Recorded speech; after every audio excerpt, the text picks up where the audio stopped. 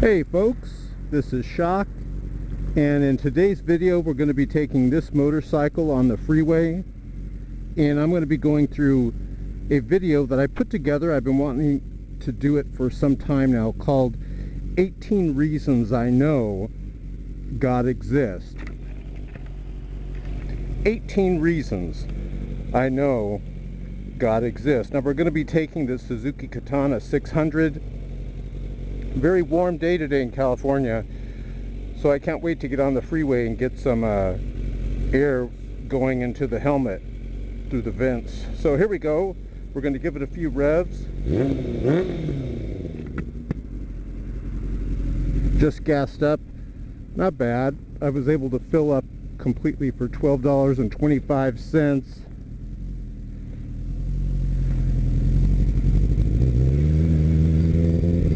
Motorcycle brother right here. He was on a Kawasaki 600. It looked like the Ninja with that mono shock. Anyways, let's get into 18 reasons why I know God exists. And first, what I want to do is go through them fast, like outline it, and then we'll go through them again in more detail if we have time. Now, I've numbered these 1 through 18. The first reason why I know God exists is because I've been asking atheists to provide some type of proof and evidence that would show atheism is accurate and correct.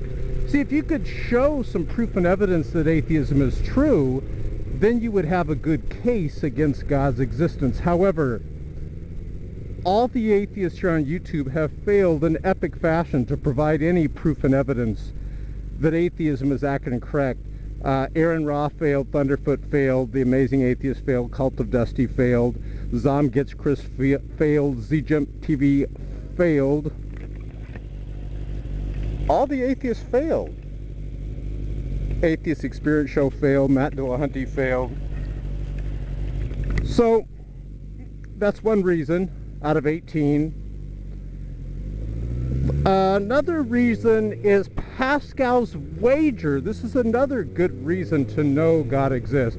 Listen, atheists hate Pascal's wager, so let's not get bogged down in Pascal's wager just yet, because I got other arguments here written down that I want to talk to you about. The teleological argument, objective moral values, the cosmological argument, the ontological argument, the spirit realm, near-death experiences, and hold on a second, I have to concentrate here or I'll have a near-death experience. Mind-body dualism, how we have a mind, DNA, which is empirical proof of design, evolution even proves God exists. Look at this guy. He just gave me the wave.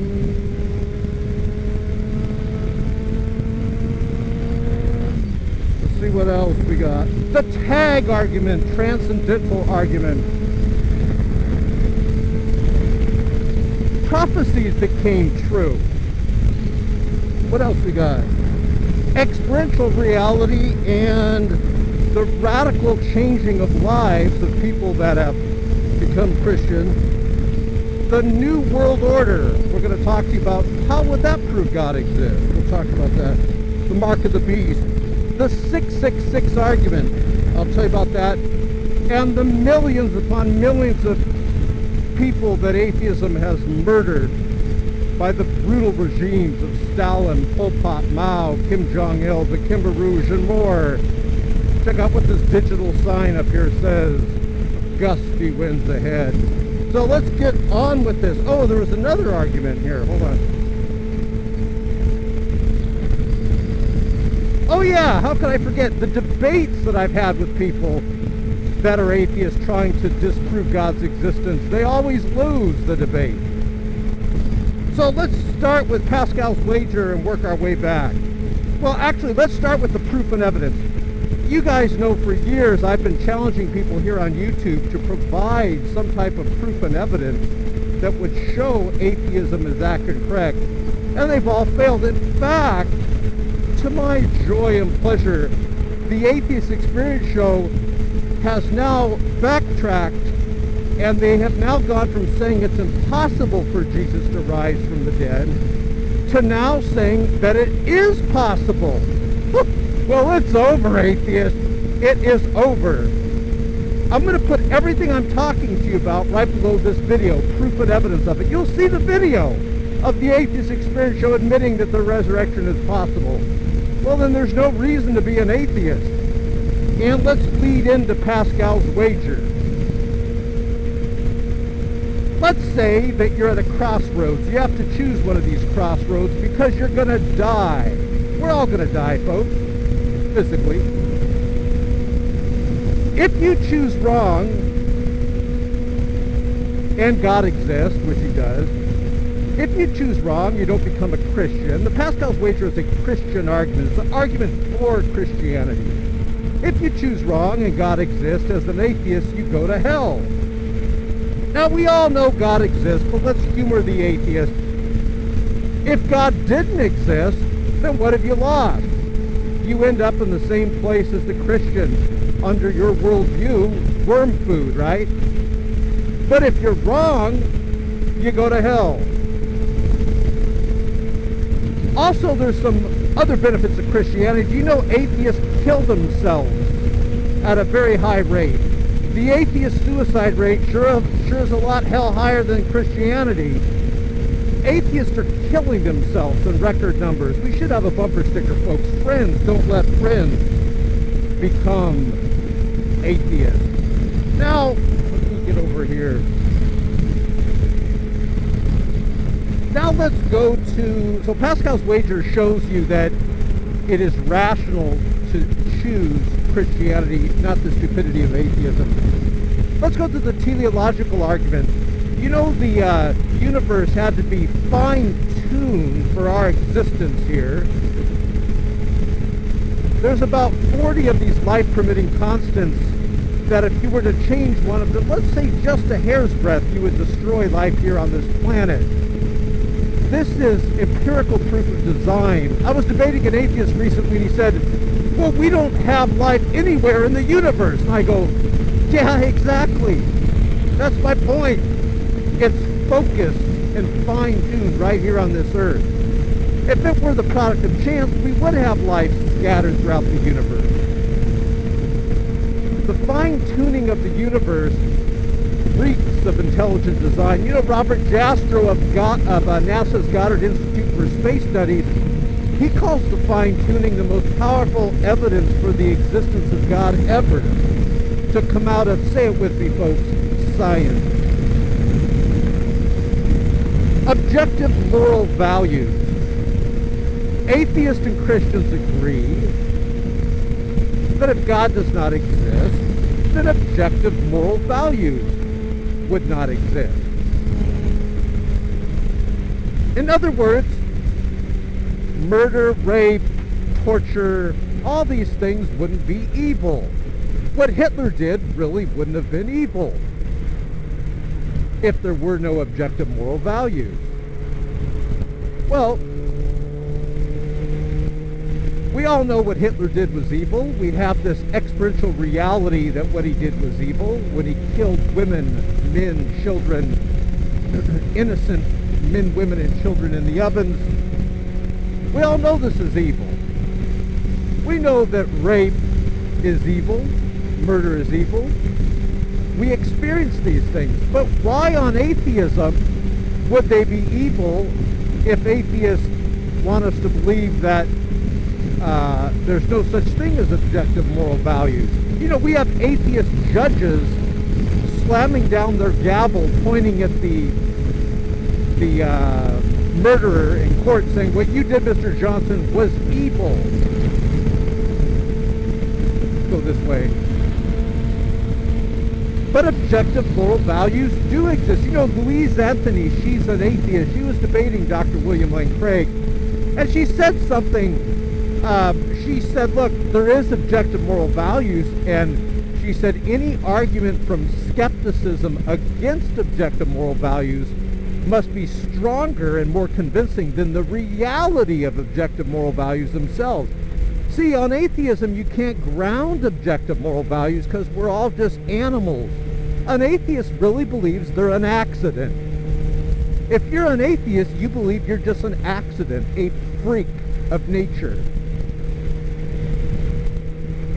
If you're an atheist, you probably believe this motorcycle just magically got together all the elements, plastic, glass, metal, rubber, all just popped into existence on their own. But if you're a Christian theist, you use your brain and you think, you know this motorcycle is the product, say it with me folks, of intelligent design. Well, let's mosey on down the line. Objective moral values do exist, so it follows logically that God exists. See, on atheism, you can't ground objective moral values because we're all just animals. When a lion kills a zebra, he kills it, but he's not really murdering it, because animals aren't moral agents. When a hawk swoops down and gets a fish in its talons and he's gonna kill it, see, he's gonna kill it, but he's not murdering it. And when another hawk steals the fish from the first hawk's talons, he doesn't steal it, see, he just takes it. There's no objective moral realm in the animal kingdom. But we clearly have this here in humans. See, God issues these divine commands. Why are things good? Because God is good. Why are things right? Because God is right. Look at these guys almost running into each other. If atheism were true, we wouldn't have these objective moral values. We create prisons to throw people in jail when they murder and rape. If atheism were true, we wouldn't have all these prisons. We wouldn't have all these things. Sometimes an atheist will say incorrectly so. When I debated and defeated Steve Likes to Curse, I'll put that video below here of our debate, he was trying to say that rape was wrong just because rape was wrong. Steve struggled and stammered to give any type of foundation for his atheism, but he was unable to do so. You'll hear him in debate. He was not able to explain why these things are wrong. And the evil of atheism is you can't really prove that rape is wrong. And this is why atheists are responsible for more murders, rapes, and brutality than religion ever did. Do you know a very small amount of wars were done because of religion? Most wars are done because of land. All right. The cosmological argument, whatever begins to exist has a cause.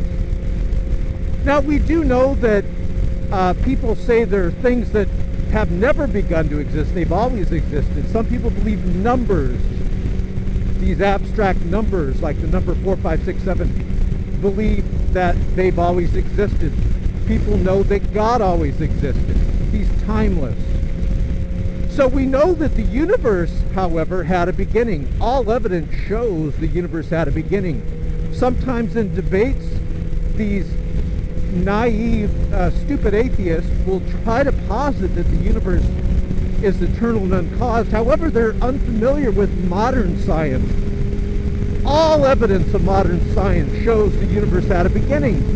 The Bohr-Guth-Vilenkin theorem clearly states the universe has a beginning. I got to tuck down because it's very windy here. So there's only two things that could have created the universe: God, who is timeless, or maybe numbers. People believe numbers are eternal and uncaused. But the number 7 can't create anything. But let's say I told you to, we're getting a lot of strong winds here. Let's say I told you to go ahead and get some wind and think of a number, the number 5 or 6, right? Can the number 5 or 6 create anything? Of course not. But if I told you, using your mind, create an elephant in your mind, a giant pink elephant, you can create it because your mind has this ability to create things, you see. The cosmological argument is very powerful because whatever begins to exist has a cause, and we know the universe began to exist. It could not be a natural cause. Guys, there was no natural material. There were no matter, space, time, energy. Even the singularity had to be created. This is a rational reason to know that God exists. Anthony Kenny of Oxford University, he talks about the problem of atheism. He says, look, and I'm practically yelling now because of the wind that's coming here from my left side over here. He says if someone's an atheist, they got a problem. They must believe the universe came from nothing and by nothing. Let's go through the what I call the 666 argument. Do you know, if you open up Scripture, open up the Bible, you read Scripture, does the Bible say it's possible for God to exist? Does the Bible say it's impossible for God to exist? Or does the Bible say God exists? Everyone within the sound of my voice, as I struggle through these strong winds here, would agree that the Bible simply claims boldly God exists. It doesn't contradict itself. It's clearly saying God exists. But let's look at atheism. Atheism, on the topic of does God exist, what we hear coming out of the camp, C-A-M-P, of atheism, let me get over here, is that it's impossible for God to exist. But we also hear coming out of the camp of atheism that it's, look, there's the elephant right there, speaking of elephants. We also hear that it is possible. But wait a minute. Both of those contradict each other, and this is coming out of atheism. Atheism cannot be true because it has a self-contradictory within it. You, as a rational human being, cannot accept atheism because it contradicts itself. Oh, man. I gotta get over here. Atheism claims that it's impossible for God to exist, but it also claims that it's possible. So I have a riddle for you. Let's say you have a house, it's a giant house, and you put 666 atheists in there. We all know atheists that say it's possible for God to exist. We all know atheists that say it's impossible for God to exist. So, we put them all in this room, this big house. 333 of these atheists we put in there are the ones saying it's possible for God to exist. 333 are ones saying it's impossible for God to exist. They're obviously contradicting each other, aren't they? But they're all atheists. How could atheism be true when it contradicts each other? It contradicts each other. Now let's get 888 Christians and put them in a house. Do all 888 Christians claim God exists? Yes. Do they claim that Jesus died and rose from the dead? Yes. This is what it means to be a Christian. But to be an atheist, it means you have to believe in madness. If you're an atheist, you believe in a view that claims it's possible for God to exist, and it's also impossible. Atheism is null and void because it contradicts itself. This is why I left atheism. How could I be an atheist when it's so stupid? Truly, the Bible is correct when it says a fool says within their heart there is no God. You don't want to be a fool, do you? If you're an atheist, you're a fool, according to Scripture. Now, let's talk about the ontological argument.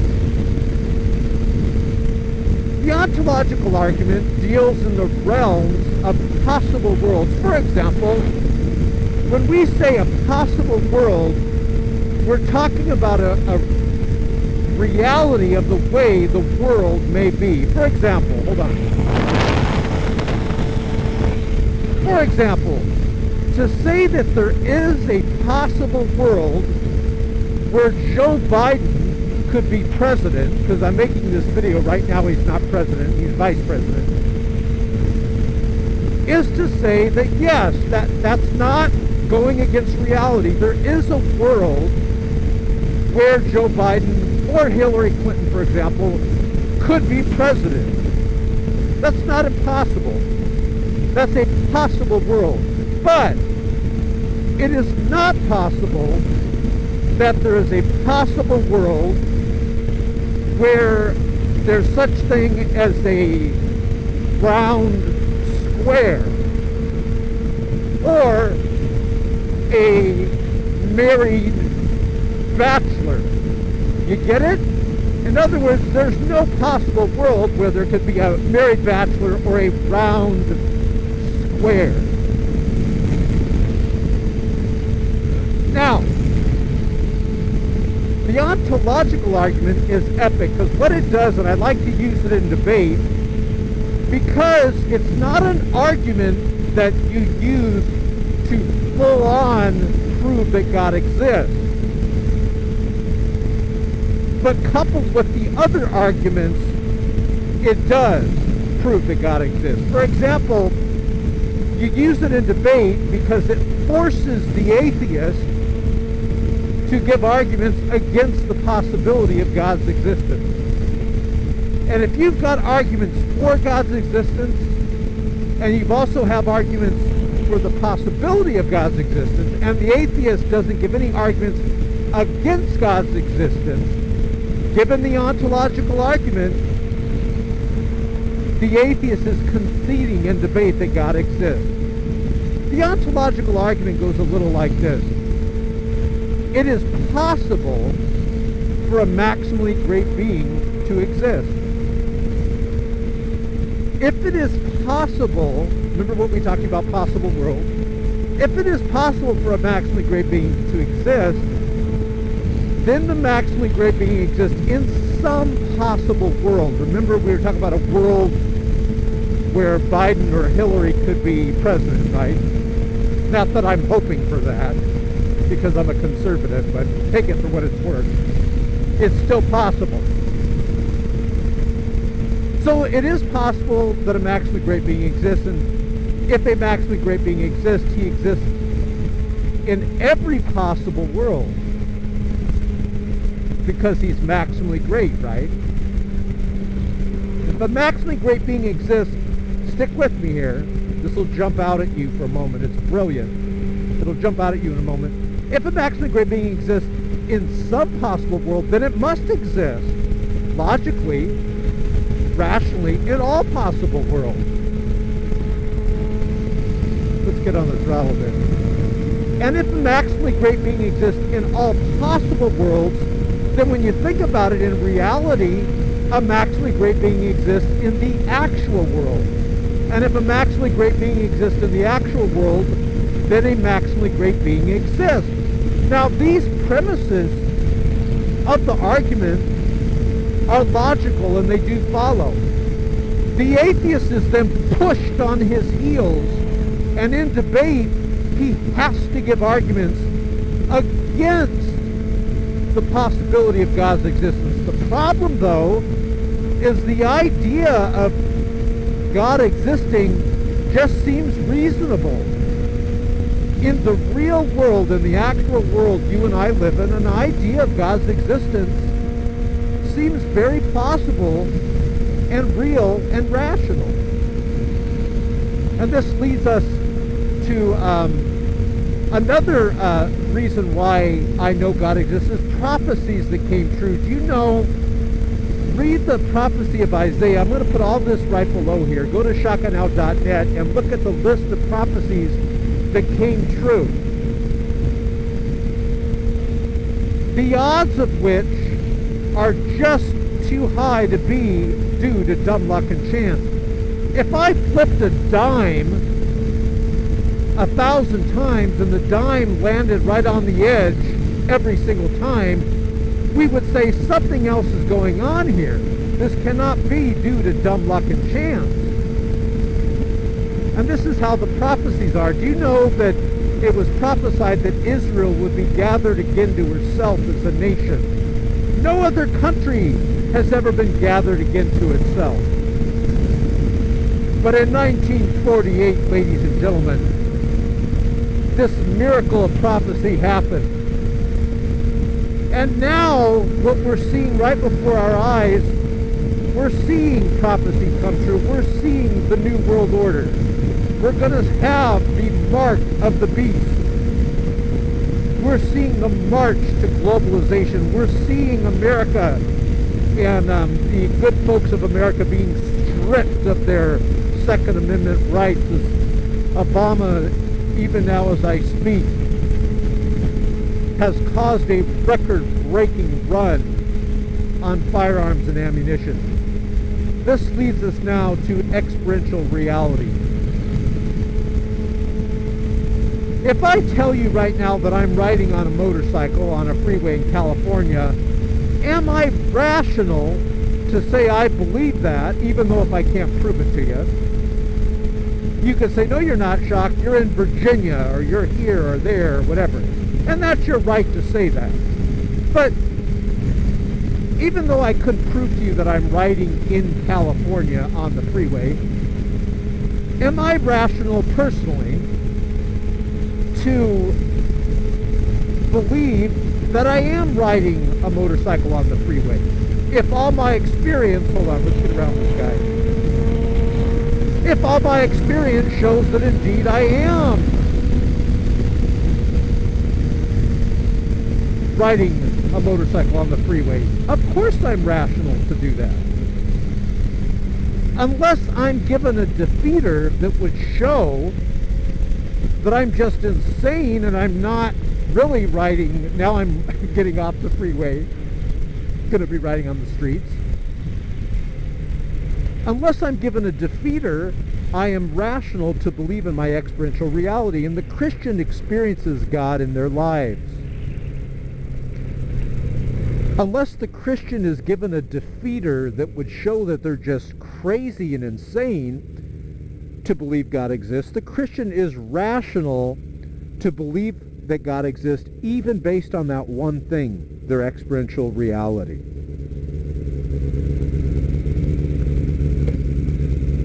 I have yet to be given a defeater. We've defeated, if anything's been given a defeater, it's atheism. We've defeated over 76 atheists in a row in debate. Go to shakanow.net right below here. Go to our debates area and our MP3 podcast area. Why would this guy have to pull out right when I'm going through the yellow? And listen to us in debate.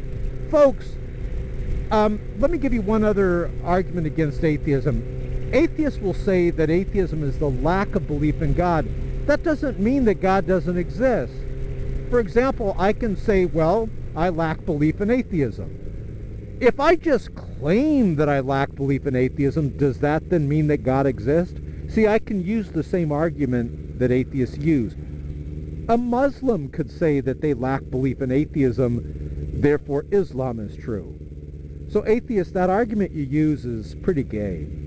You got to come up with an argument that's less gay than that argument, because that argument's gay as gay as ever. You need to come up with some manly arguments, like the arguments that I just gave.